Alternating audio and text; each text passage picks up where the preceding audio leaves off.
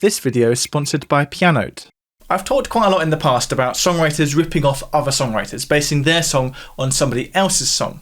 But what if a songwriter bases their song on a song that they themselves had already written before? They basically recycle an idea they've already used. Well, it happens more often than you may think. For example, you might find it quite a lot with one-hit wonders. When an act manages to somehow find success with a particular sound or particular structure for a song, then you may actually find they reuse that idea time and time again. For example, I'm sure you all know Lou Bega's Mambo No. 5. A little bit of Monica in my life, a little bit of Erica by my side. But Lou Bega also has two other songs which are suspiciously similar to Mambo No. 5. Baby, show me 1 + 1 is 2. Show me all the things that you can do. Show me that you need me. Got a girl in Paris, I got a girl in Rome. I even got a girl in the Vatican Dome. I got a girl right here. Another classic one-hit wonder is the Rednex version of Cotton Eye Joe.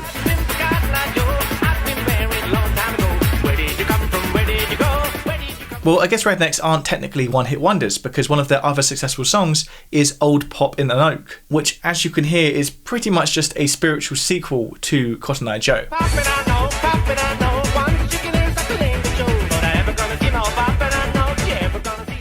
I'm sure you know the song Kung Fu Fighting by Carl Douglas.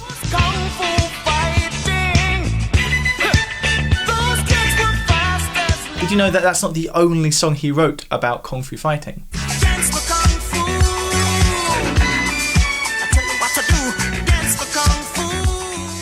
An artist who famously recycled the same guitar intro on a number of his songs is Chuck Berry. Chuck Berry used the same iconic guitar part at the beginning of at least 5 of his hit singles.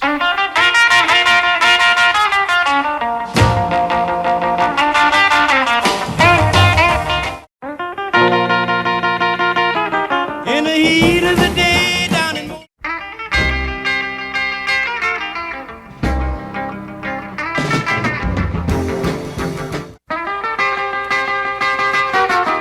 I left my home in Norfolk, Virginia, California.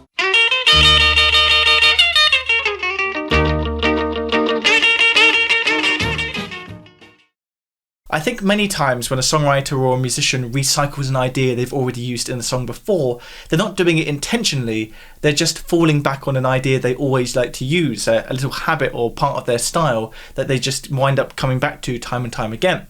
But on some occasions, songwriters are intentionally referencing works they've done before, and that's the case with the Kinks song Destroyer. Girl, I want you here with me, but I'm really not as cool as I'd like to be. Destroyer by the Kinks is based on the same riff they used in their song All of the Day and All of the Night. I'm not content to be with you in the day. And the lyrics make reference to Lola, the same character from the eponymous song. Met a girl called Lola and I took her back to my place. Feeling She said Lola, L-O-L-A. Pianote is an online interactive resource for learning how to play the piano. You might already be familiar with Pianote's YouTube channel, but they also have an excellent online service where you can access tons of exclusive videos and resources to help you not only learn songs, but develop skills which you can then apply across your playing. Pianote have a massive library of classic songs that you can learn, and the best thing is that when you're learning from the sheet music, it's synced to the original record to help you work out where you are in the song. And you can even adjust the speed of the playback, add a metronome, and create practice loops to help you master particularly tricky sections.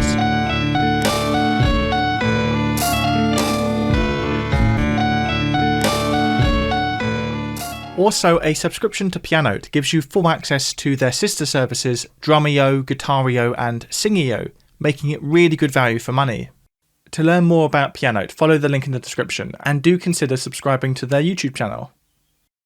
Of course, even if it may be perceived sometimes as a little bit lazy, a songwriter drawing from ideas they've used in a previous song is not an issue from a copyright perspective, because of course that songwriter owns both the copyright of the new song and the old song, and you can't infringe your own copyright.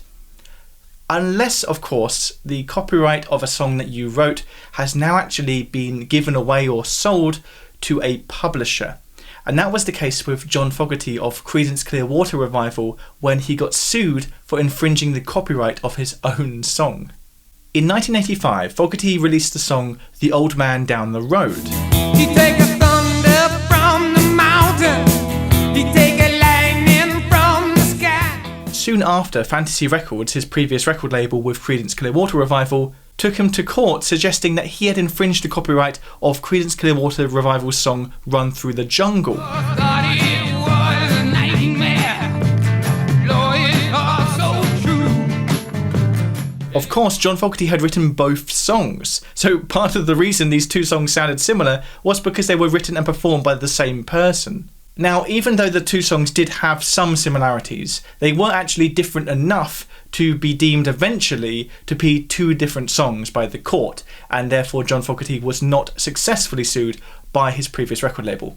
But it is pretty absurd and highlights the weirdness of copyright law that a author, a songwriter, could be sued for plagiarising their own work. Of course, all authors, all songwriters have their own style, which is going to naturally occur in anything they write. So of course, when they write a new song, it could very much sound like a previous song that they wrote. Sometimes, rather than recycling elements of a previous song, an artist or a songwriter will opt to re-record a song they did in the past, perhaps because they weren't particularly happy with the original version.